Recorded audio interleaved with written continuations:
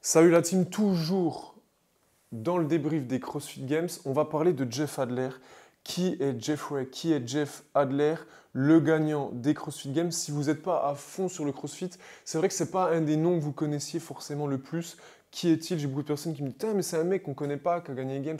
Donc évidemment, ce n'est pas tout à fait vrai, hein. Le gars n'est pas arrivé, première participation, je gagne les Games, ça ne s'est pas passé comme ça. Il y a une évolution, il y a un cheminement pour sa victoire. Et il y a surtout énormément de travail et d'abnégation à un niveau que peu de personnes peuvent imaginer. On va essayer de décrypter tout ça ensemble. Il est vrai que dans les grands noms, on va avoir tendance à connaître Medeiros et sa coupe mulet, surtout qu'il avait gagné avant.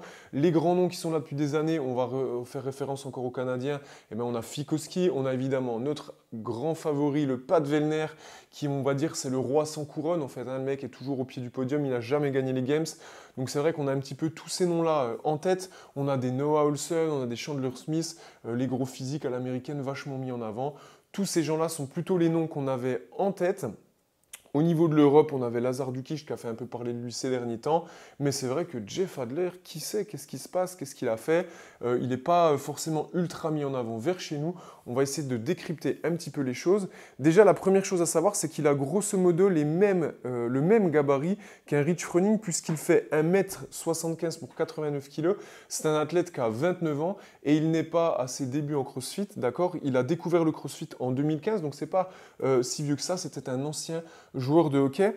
En 2017, c'est Dave Castro qui a mis une photo de lui. Il était dans le staff build chez CrossFit, en tout cas pour l'événement des CrossFit Games.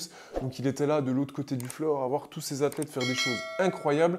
Donc c'est un compétiteur dans l'âme évidemment. Et c'est vrai qu'après cet événement, il s'est dit ok, je me lance à fond là-dedans. Et puis là, on va faire une petite introspective un petit peu donc, de son palmarès, de ce qu'il a fait ces dernières années. Donc il fait, juste après avoir été dans la partie build du CrossFit, l'année d'après, en 2018, il finit 13e des Dubai CrossFit Championship, ce qui est déjà une performance incroyable puisque c'est une des compétitions les plus relevées du monde.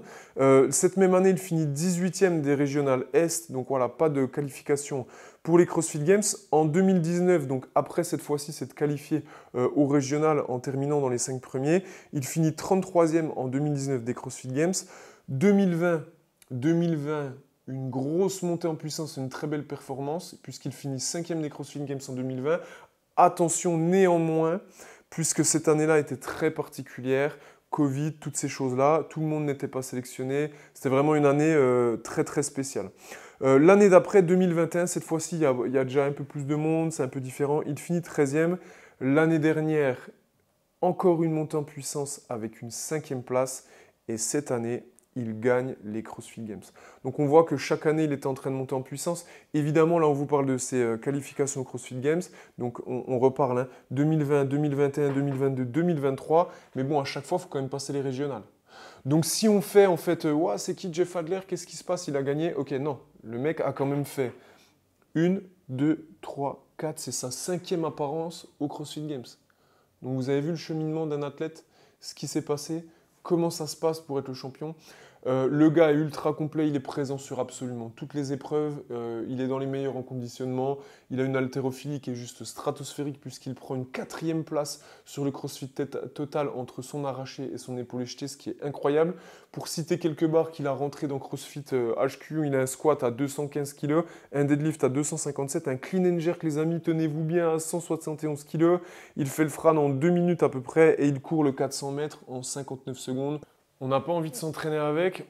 En tout cas, ce qu'on dénote dans la compétition, c'est que le gars a l'air ultra focus. On a l'impression, en fait, si vous voulez, que c'est un petit peu...